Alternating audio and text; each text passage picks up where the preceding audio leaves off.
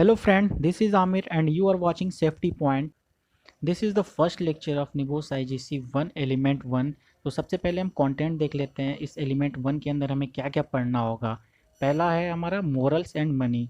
Second हमें पढ़ना है regulating health and safety. Third हमें पढ़ना है who does what in organisation. So अगर अभी तक आप सिलेबस आपको नहीं पता है तो आप आई बटन पे क्लिक करके वो वीडियो को देख सकते हैं। उस वीडियो में फुल सिलेबस को एक्सप्लेन किया गया है with comparison with old syllabus. अगर आप अभी तक चैनल को सब्सक्राइब नहीं किए हैं तो प्लीज़ चैनल को सब्सक्राइब कर लेना। फर्स्ट टॉपिक हमारा मोरल्स एंड मनी है। इस टॉपिक के अंदर हमें क्या पढ़ना है, 3 reason for managing health and safety. 3 reason कौन कौन से हैं। सबसे पहला हमारा मोरल रीज़न, सेकेंड फाइनेंशियल, उसको इकोनॉमिक भी बोल सकते हैं हम, थर्ड हमारा लीगल और उसे सोशल भी बोलते हैं हम। फर्स्ट रीज़न हमारा मोरल रीज़न है।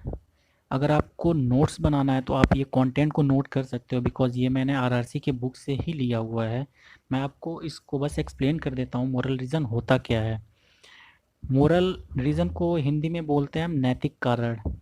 किसी भी वर्क प्लेस पे हेल्थ एंड सेफ्टी को मैनेज करना बहुत इंपॉर्टेंट होता है हर एक ऑर्गेनाइजेशन के लिए, बिकॉज़ अगर health and safety properly manage नहीं होगा वहाँ पे तो वो एक्सीडेंट का एक कारण भी बन सकता है। अगर एक्सीडेंट होगा तो आपको पता है वहाँ पे फटल भी हो सकता है, पर्सन इंजर्ड भी हो सकता है, पर्सन बीमार भी पड़ सकता है, जो कि टोटली अनएक्सेप्टेबल है किसी भी सोसाइटी के अंदर। और वो वर्क प्लेस पे मोरालिटी सारे वर्कर्स का डाउन भी हो जाता है कि मैं इस इंडस्ट्री में काम नहीं करूँगा, यहाँ पे मैं सेफ़ नहीं हूँ। सो ये एक रीज़न होता है हेल्थ एंड सेफ्टी को मैनेज करने के लिए ऑर्गेनाइजेशन के अंदर, जिसे हम मोरल रीज़न कहते हैं। सेकेंड हमारा फाइनेंशियल और इकोनॉमिक रीज़न भी इसको बोलते हैं। अगर हम वर्क प्लेस पे हेल्थ एंड सेफ्टी को प्रॉपरली मैनेज नहीं करेंगे तो उससे एक्सीडेंट के चांसेस बढ़ जाती हैं। अगर एक्सीडेंट होता है वो फाइनेंशियली हमारे ऑर्गेनाइजेशन को इम्पैक्ट करता है।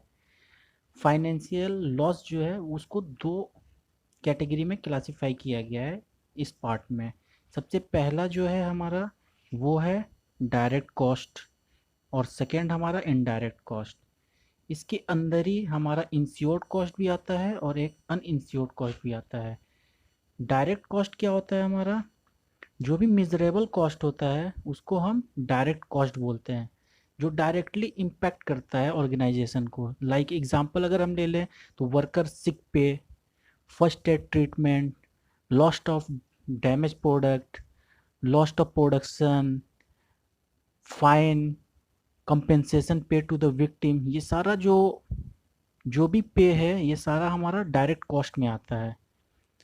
और इनडायरेक्ट कॉस्ट क्या है, वो मिजरेबल कॉस्ट नहीं होता है, बट वो किसी भी इवेंट का जो कंसिक्वेंस है, जो रिजल्ट होता है, वो कैसे ऑर्गेनाइजेशन को इम्पैक्ट कर रहा है, उसे हम इनडायरेक्ट कॉस्ट कहते हैं।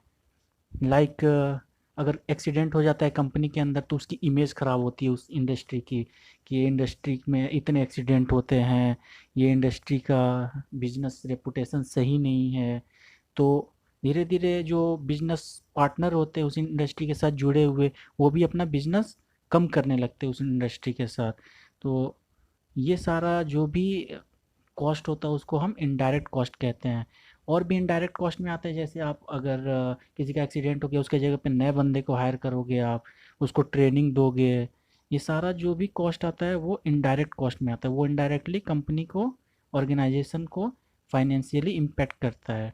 अब हम देख लेते हैं इंश्योर्ड कॉस्ट क्या होता है। इंश्योर्ड कॉस्ट आप ऐसे समझ सकते हैं, जो भी कॉस्ट इंश्योरेंस के थ्रू हम रिकवर कर सकते हैं उसको हम कहते हैं इंश्योर्ड कॉस्ट। और जो कॉस्ट को हम अगर नहीं रिकवर कर पाते हैं उस कॉस्ट को कहते हैं अनइंश्योर्ड कॉस्ट। जैसे कौन कौन सी चीज़ों का इंश्योरेंस होता है, आप एग्जांपल ऐसे ले लो। आप गाड़ी का इंश्योरेंस कराते हो, बाइक का, कार का, तो कुछ भी डैमेज होता है तो आप उसको इंश्योरेंस क्लेम कर सकते हो। वैसे ही ऑर्गेनाइजेशन में भी होता है, वो बहुत सारी चीज़ों का इंश्योरेंस करा रखते हैं। जैसे प्लांट में जो भी कुछ प्रोडक्ट्स होते हैं उनका इंश्योरेंस करा रखते हैं, वो इक्विपमेंट का करा रखते हैं, मेडिकल करा रखते हैं, वर्करों का इंश्योरेंस करा रखते हैं कि उससे कंपनसेशन हम दे पाएँ। तो ये सारे जो भी कॉस्ट इंश्योरेंस के थ्रू रिकवर कर सकते हैं उसको हम इंश्योर्ड कॉस्ट कहते हैं, और जिसे हम रिकवर नहीं कर पाते हैं उसे अनइंश्योर्ड कॉस्ट कहते हैं। जैसे criminal fine and legal cost, production delay, down time, ये सारा कॉस्ट को हम इंश्योरेंस उस चीज़ों का नहीं करा पाते हैं, सो इस ये कैटेगरी अनइंश्योर्ड कॉस्ट में चली जाती है।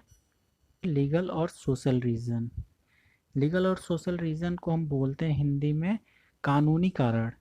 किसी भी ऑर्गेनाइजेशन को सेटअप करने के लिए वहाँ के नेशनल लॉ को फॉलो करना मस्ट होता है। सो हेल्थ एंड सेफ्टी के लिए नेशनल लॉ भी है, इंटरनेशनल लॉ भी है। सो अगर कंपनी किसी एरिया में अगर सेटअप हो रही है तो वहाँ के जो नेशनल लॉ होगा उसको आप उस कंट्री के नेशनल लॉ को इम्प्लीमेंट करोगे। तो एम्प्लॉयर का रिस्पॉन्सिबिलिटी होता है कि वो safe place of work provide करे, safe plant and equipment provide करे, सेफ सिस्टम ऑफ वर्क होना चाहिए, उनका जो भी प्रोसेस है वर्क करने का वो बिल्कुल सेफ होना चाहिए। वर्करों को ट्रेनिंग प्रोवाइड होना चाहिए, उनको प्रॉपर सुपरविज़न देनी होगी, और स्टाफ जो भी होंगे वो कम्पिटेंस होंगे ताकि हेल्थ एंड सेफ्टी को प्रॉपरली मैनेज कर पाएँ। और ये चारों चीज़ अगर प्रॉपरली प्रोवाइड करते हैं एम्प्लॉयर, इस वजह से हमारा जो भी एक्सीडेंट रेट है वो इंडस्ट्री में कम हो जाती है और health and safety properly manage होती है इंडस्ट्री के अंदर। एलिमेंट वन के और भी 2 टॉपिक बचे हुए हैं, उसे हम नेक्स्ट 2 वीडियो में कवर करेंगे। सो अगर आप अभी तक चैनल को सब्सक्राइब नहीं किए हैं तो प्लीज़ चैनल को सब्सक्राइब कर लेना और बेल आइकन को प्रेस कर देना ताकि जब भी मैं वीडियो बना के अपलोड करूँ आपको नोटिफिकेशन मिल जाए।